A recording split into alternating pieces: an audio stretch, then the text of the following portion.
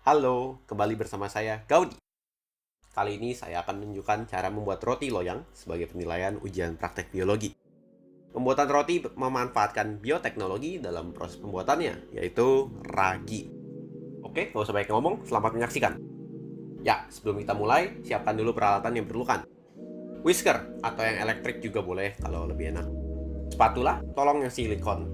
Adonannya ntar bakal keras, berat. Takutnya kalau yang plastik tipis-tipis patah atau gimana.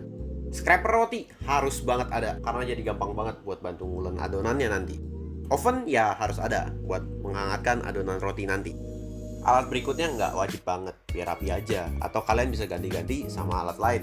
Alas bisa baking paper, atau kalau meja dirasa bersih ya silahkan. Rolling adonan, loyang, biar bentuknya rapi. Kalau ngomong nggak apa-apa, rotinya tetap bisa jadi kok tanpa loyang. Selain itu perlu juga alat-alat taker bahan-bahannya, atau kalau jago ya kira-kira aja nggak apa-apa. Timbangan, gelas ukur, sendok ukur. Berikutnya bahan-bahan. Pasti ini semua harus ada, kalau nggak bikin rotinya gimana. Spesifikasi takaran bahan-bahannya boleh ikutin saya, atau pakai takaran sendiri, silakan. Gula, susu bubuk, garam, ragi, air. Kemudian tepung terigu, dan lemak. Udah siap? Oke, kita mulai. Pertama larutkan gula, susu, garam, ragi dengan air hingga semua bahan larut.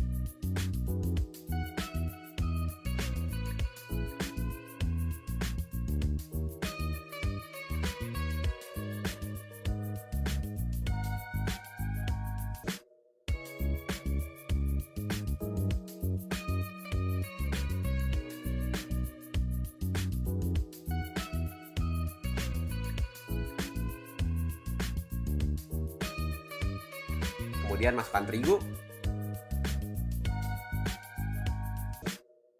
Aduk sampai terigu nggak ada yang kering.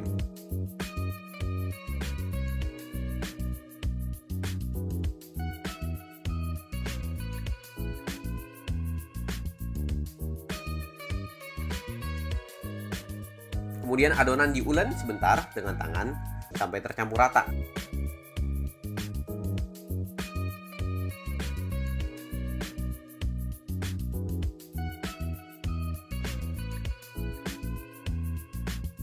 Setelah itu campurkan lemak ke dalam adonan. Di sini saya pakai butter. Boleh margarin, boleh minyak, terserah kalian. Karena ada lemak, adonannya lebih empuk. Ulen lagi adonan kira-kira 20 menit sampai adonan menjadi kalis. Dari tadi ngomong ulen ini, ulen itu. Ulen tuh apa sih? Ngulen itu mencampur bahan agar rata. Dan tadi setelah dikasih lemak, diulen lagi biar protein nyatu dan bercampur rata. Kalau nggak diulen gimana? Kalau nggak diulen, jaringan gluten nggak akan terbentuk. Jadi harus bikin jaringan gluten pada adonan supaya roti jadi elastik dan empuk. Adonan yang kalis menandakan protein sudah tercampur dan gluten sudah terbentuk. Jadi kita mesti buat adonan ini jadi kalis. Kalis tuh kayak gimana sih? Kalis ditandai kalau adonan bisa dilebarkan sampai membentuk membran transparan. Kayak gini. Nah, berarti adonan saya udah kalis. Sekarang kita biarkan adonan fermentasi kurang lebih 1 jam sampai adonan mengembang kira-kira 2 kali lipat. Makin panas suhu udara, makin cepat proses fermentasi. Pada proses fermentasi, ragi memecah gula menjadi 2 bentuk, alkohol dan CO2.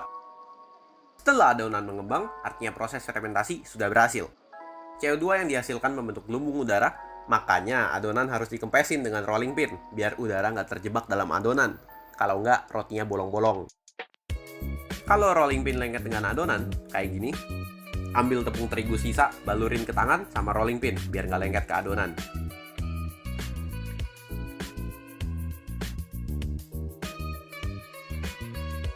Kemudian adonan dibentuk dengan rapi, dan biar muat ke loyangnya. Setelah itu masukkan adonan ke dalam loyang, diamkan adonan atau resting namanya, selama 40 menit. Kemudian panggang di oven. Di sini saya hangatkan dulu ovennya. Ini oven ya, kelihatan kayak microwave tapi ini bisa microwave bisa oven. Di sini saya pakai suhu 180 derajat dan hangatkan selama 30 menit.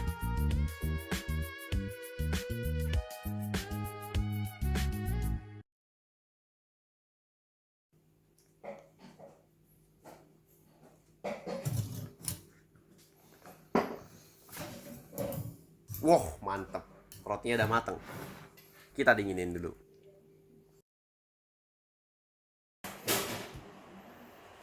Roti kita sudah jadi. Selamat menikmati.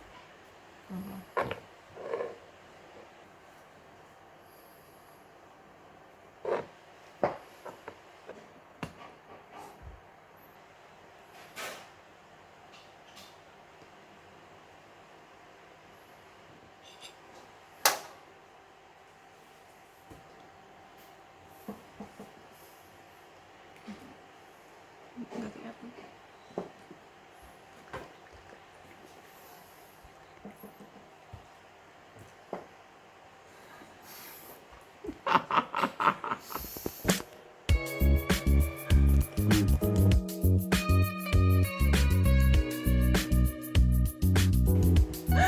Enak kan nih?